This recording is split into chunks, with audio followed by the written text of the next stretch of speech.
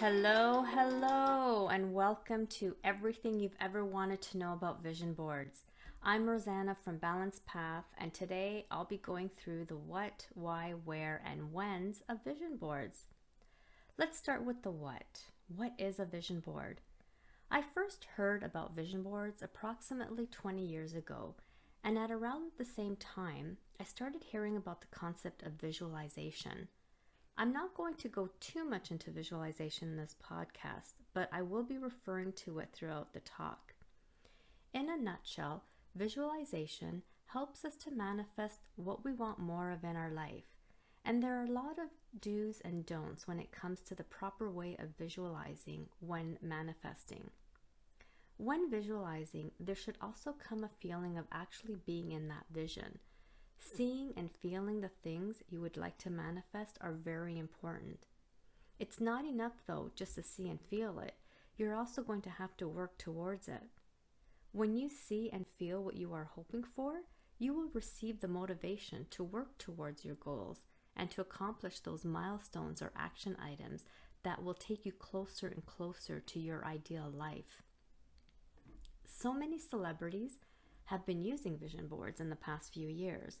Celebrities like Oprah Winfrey, Katy Perry, Jack Canfield, and Bob Proctor, just to name a few. They create vision boards for what they want to attract in their lives. So a vision board is a creative process that helps you to visualize what you want in your life. A lot of time, vision boards are also called dream boards. Before you start to create your board, you have to be sure and be very clear on what you want. You can't be vague about things. The more specific you are, the better. If you're looking at owning a house, for example, be clear as to the type of house you want with the specifics about it, like the style, the size, the area, and its surroundings. How many bedrooms would you like in the house? How many bathrooms? Garages? What kind of kitchen would you like?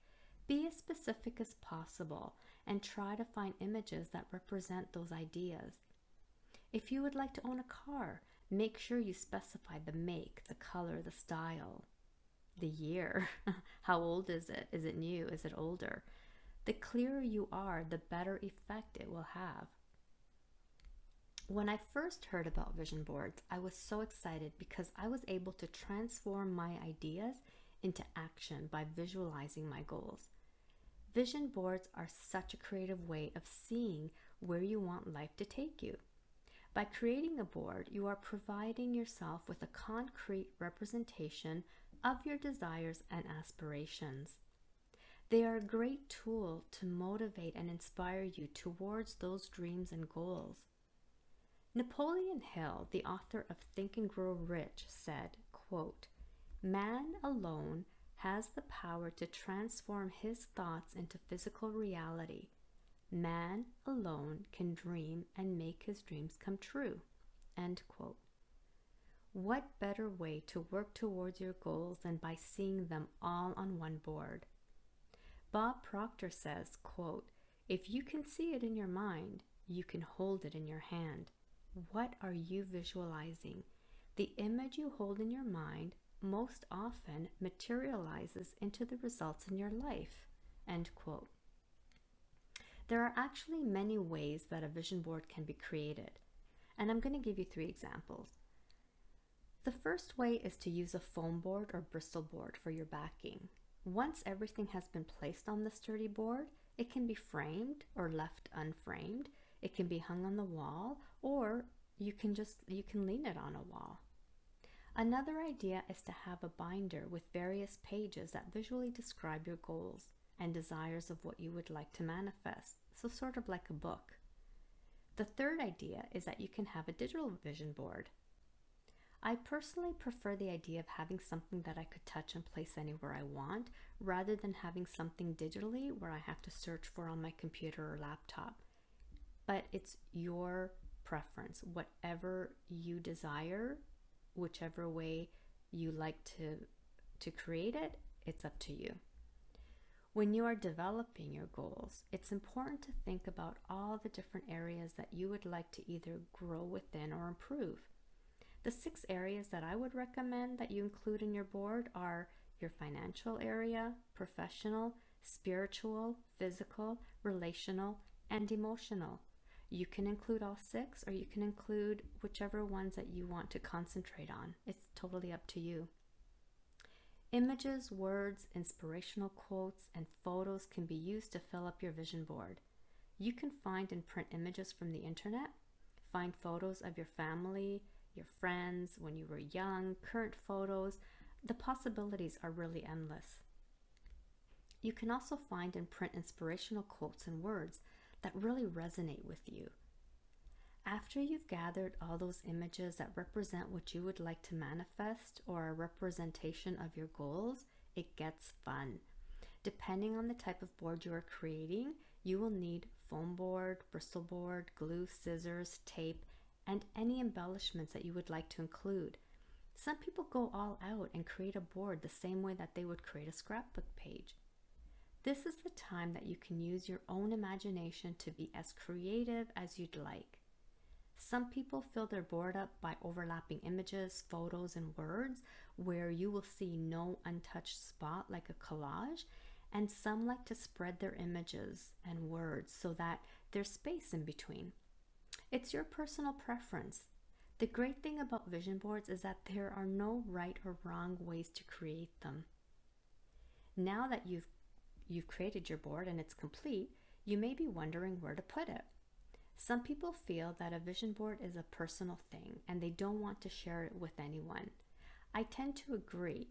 However, whether you share or not is up to you. I used to keep my vision board in the closet, but now that I'm living alone, I leave it in my bedroom, resting against the wall. I also take it with me to my work desk now that I'm working at home, so that I can see it there all the time. You want to keep it somewhere visible so that you are reminded to look at it on a daily basis, and sometimes more than once a day. You want to see it so that you're reminded visually about what your goals are, about what your desires are, so that they could all come to fruition. If you're like me and have the board filled with inspirational words, seeing those words actually will help you throughout the day to give you that motivation that you need. Since your vision board is created using your goals, you are giving your goals thoughts, and it's a representation of what you want in your life. The board will force you to not only think about those goals, but visualize them as well. That way you can focus on your goals. Do you sometimes feel stuck and overwhelmed and just don't have the motivation to get anything done?